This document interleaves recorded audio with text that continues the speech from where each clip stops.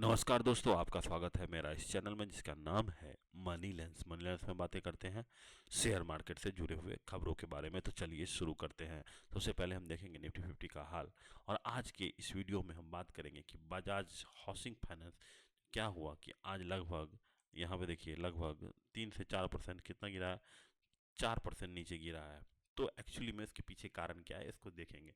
तो चलिए शुरू करते हैं। तो फिलहाल अभी मार्केट में हम देखे होइएगा कि मार्केट कभी ऊपर जा रहा है, कभी नीचे जा रहा है। तो एक्चुअली में मार्केट अभी फिलहाल कंसोलिडेशन फेज में चला गया है। ना ऊपर जा रहा है ना नीचे जा रहा है, बस इसी के बीच में अप डाउन करके टाइम पास कर रहा है, क्योंकि वो इंतजार कर रहा है कि भाई अब कि टैरिफ का क्या होने वाला है, या फिर आने वाले समय में ये बताएंगे कि अर्निंग कैसे आएगी। तो ये सब जो है कंपनियों का इंतजार किया जा रहा है कि क्या होगा उसके बाद। मार्केट अभी फिलहाल तो अनडिसाइडेड मूव में ही है।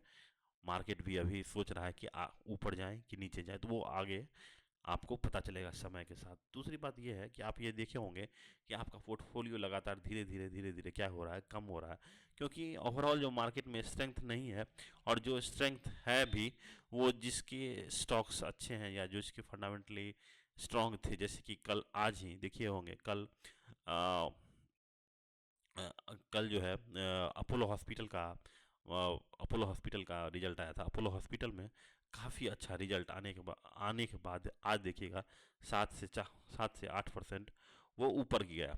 तो एक तरह से हम देखिए कि जिसके स्टॉक्स जो फंडामेंटली स्ट्रांग है वो लगातार ऊपर की तरफ जा रहे हैं। तो आपको भी हमेशा फंडामेंटली स्ट्रांग कंपनी खरीदिए। थोड़ा भी हल्का भी ग्रोथ हो रहा है तो वो जो है स्टॉक्स को आगे बढ़ा देता है, स्टॉक के प्राइस को।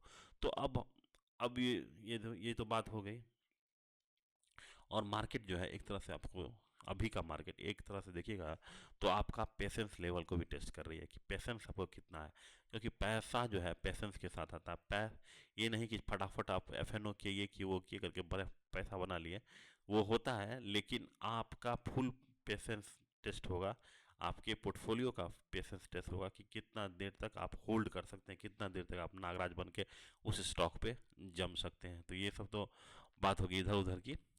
अब जो है मेन बात आप पूछते हैं कि बजाज हाउसिंग फाइनेंस आज 4% नीचे क्यों गिरा। देखिए, ज- बजाज हाउसिंग फाइनेंस में जो है सबसे बड़ा स्टेक है बजाज फाइनेंस का।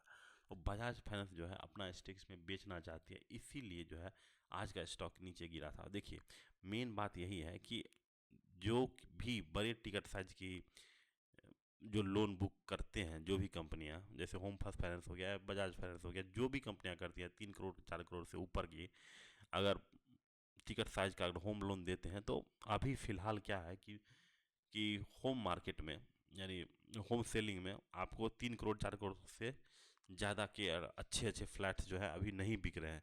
उसके पीछे कारण क्या है कि मिडिल क्लास के पास पैसा ही नहीं है।